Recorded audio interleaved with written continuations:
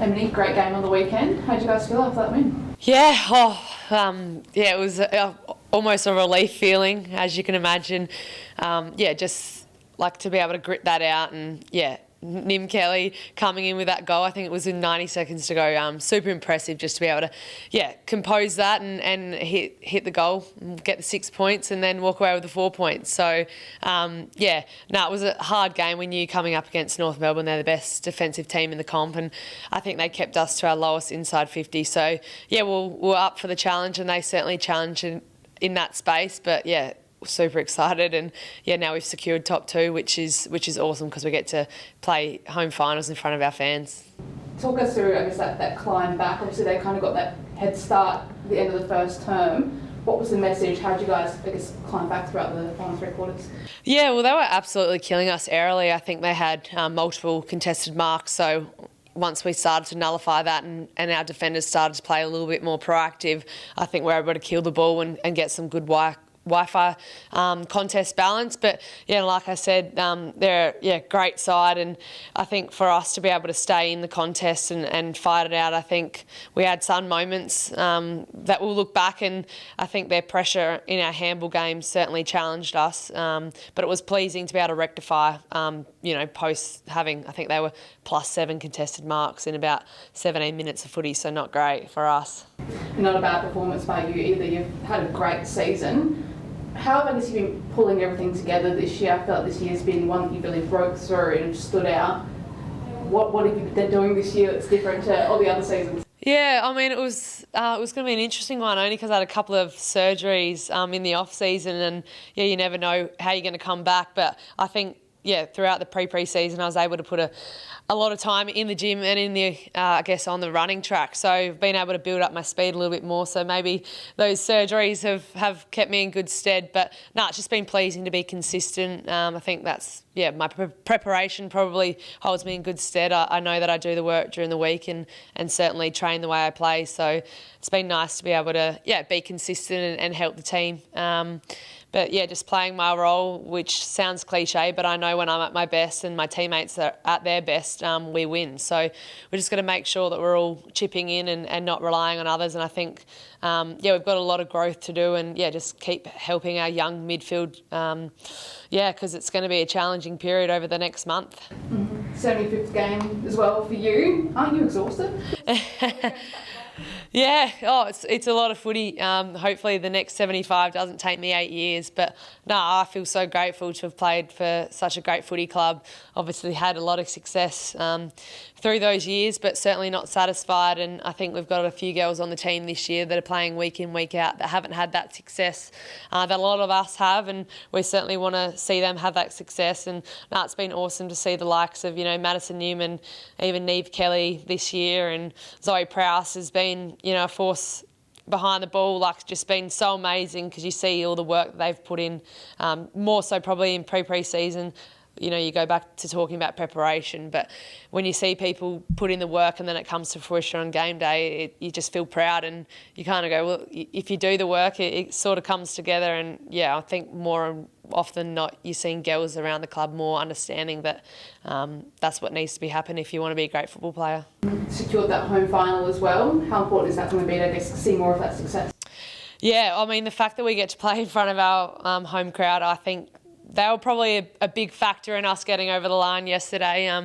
They were super loud. I'm not sure how many we had there, but they were riding every whistle, every goal with us. So as you can imagine, the energy behind the crowd certainly gets us up and going. We can feel it. We love playing in front of our home fans. So, we get to do that. But we've got one more game against West Coast this week, and we're super excited to heading over to Perth. We haven't been there in a little while, and I'm sure, I think it's forecast to be 36, so it'll be nice and hot for us and get the girls ready for probably finals. That will be, let's say in 3 weeks, we'll probably hopefully have some warm weather in Adelaide. I know it's your last minor round and you've got a little bit of hopes to being minor premiers. I think Brisbane have to beat Melbourne. So, I'm not sure. I think that'll be a cracking game, given the fact that last time they both met, that was in the grand final, and obviously Brisbane went down by, I think, 4 points. So, I guess we've seen any game this year, any time, anyone can really beat anyone. So, I guess more importantly, like we have secured top 2 and we get home finals regardless. So we're just, I think top 2 was our goal. I mean, top 8 was our goal, and then top 4 was our goal, and then top 2 was our goal. So we've got that, and now we just got to finish the minor round strongly. We probably haven't had our best couple of weeks of footy, but we've seen glimpses of what we can do, but we need to tighten a few things up, and we've got one more game in the minor round to do that before we head into finals. Yeah, well, it's a good question because you've got to keep having goals. But, our goal is to hold up that cup at the end of the season. And we know how challenging that's going to be. I think, most years you've probably had 3 or 4 teams that have been in it. And I think you'll find that anyone in that top 8 after this coming weekend can win it. It's going to be game by game, as you say. But it really is, and it's going to be I'm going to be so excited to play in these final series. I think the league has come in leaps and bounds this year. I think everyone having that, 9-month pre-season has been super beneficial for all teams. But we'll be taking it one step at a time. But I think, you talk about finals and what that ultimate goal is, but we really need to finish strongly this week and get girls in some really strong form, because that first weekend of finals will be really important, because I think, if we win that, we go straight through to a prelim, I think that's how it goes, just make sure that we finish the season strong. But, the ultimate goal is to win that premiership, but we've got many challenges ahead, but challenging, it's exciting. You don't want to go into the final series thinking that it's going to be easy. That's no fun. We love playing in the hard games, and we've had 2 in the past couple of weeks, and both teams have really challenged us. Talk about, I guess, the development across the whole competition at the moment. I think it's the final 4 spots in the top 8 still up to grabs this weekend. How much does that kind of show that those newer teams are developing and meeting them, matching up those more experienced teams? Yeah, it's awesome. I think we were chatting about it last night. I think there's 13 teams that still can play finals. So only 5 can't. I think that's just unheard of in our league over the past couple of years. Like I said, it's been the top 4 and then, the bottom 4 from that. But I just think, women's footy, and even with the CBA, we've got more time at the club. Girls getting paid more. They're not having to work, their full-time jobs. They can actually really, dig deep within their footy program, and it's been awesome, and it's been so good for fans to see, I think, women's sport across, the whole world. We've got Matildas playing at the moment and things like that, record-breaking crowds. Sydney Swans, AFLW team, are in their 2nd season, and they have the highest home attendance. So I think you're finding that fans are coming along, and hopefully they can see that the product's getting better and better, and it's going to continue to get better and better. But awesome for AFLW fans this weekend that get to watch many games that have finals riding on it.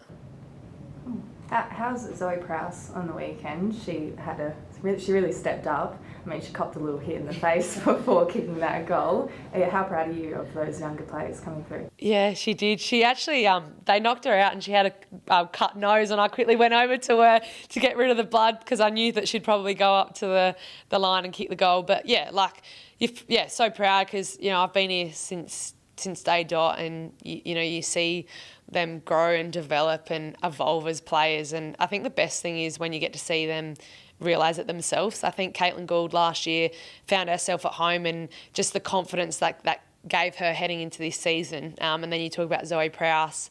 I think that's exactly that. She backs herself in. She trusts and believes that she's at the level, and she's been playing on some of the best forwards in the competition. But you do have to remember, she actually trains on Caitlin Gould week in, week out, and Caitlin Gould's one of the best forwards of the competition. She's kicked a goal every game, and Zoe Prowse gets to challenge herself on Caitlin Gould week in, week out. So you can't imagine what that's doing for her development. It's fiery at training, but I think it holds them both in good stead come game day. But probably 2 of the ones that have really backed themselves in and grown in confidence and flourished on game day.